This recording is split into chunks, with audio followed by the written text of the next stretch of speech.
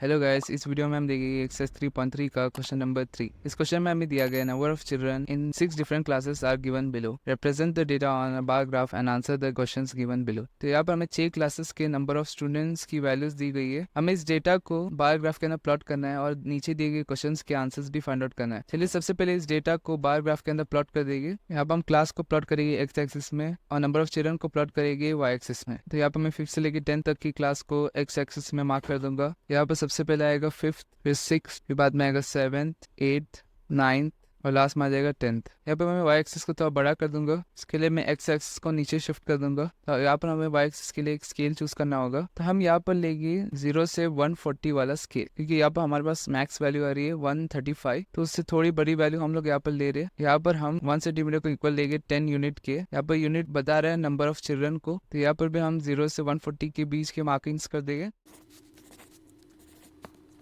तो यहाँ पर 1 सेंटीमीटर बता रहा है 10 यूनिट को। यहाँ पर हम लिख देंगे कि एक्स एक्सिस बता रहा है क्लास को और वाई एक्सिस बता रहा है नंबर ऑफ चिल्ड्रन को। चलिए अब इन डेटा को प्लॉट कर देंगे। यहाँ पर 5th स्टैंडर्ड में 135 स्टूडेंट्स प्रेजेंट थे, तो यहाँ पर बार की हाइट 135 तक आ जाएगी। यहाँ पर 6th स्टैंडर्ड के अंदर 120 स्टूडेंट्स प्रेजेंट थे, इसलिए मैं बार की हाइट को 120 तक लेके आ जाऊंगा। उसी तरीके से बाकी सारे स्टैंडर्ड के लिए भी मैं डेटा को प्लॉट कर दूंगा।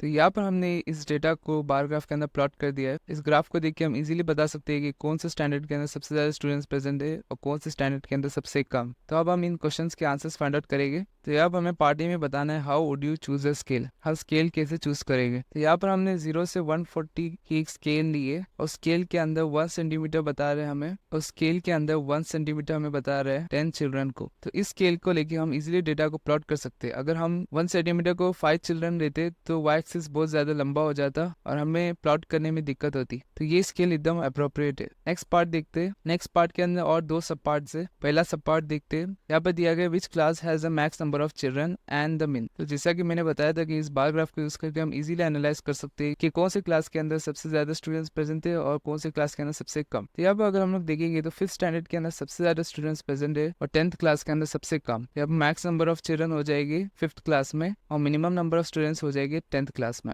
नेक्स्ट पार्ट देखेंगे। नेक्स्ट पार्ट में हमें बताना है ratio of students of class 6 to the students of class 8। हमें क्लास 6 और क्लास 8 की रेशियो फाइंड आउट करनी है। तो यहाँ पर क्लास 6 के अंदर स्टूडेंट्स थे 120 और क्लास 8 के अंदर थे 100। तो इन दोनों को डिवाइड कर रहे हैं हम। यहाँ पर 0 और 0 कैंसिल हो जाएगा, 2 5 10 आ जाएगा और 2 6 12 आ जाएगा। तो हमें रेशियो मिल जाएगी 6:5, यानी हर 6 स्टूडेंट्स जो कि क्लास 6 के अंदर प्रेजेंट है उसके लिए 5 स्टूडेंट्स क्लास 8 के अंदर प्रेजेंट है। तो हमारा रेशियो आ चुका है 6:5। तो इसी के साथ हमारा क्वेश्चन नंबर 3 कंप्लीट हो चुका है।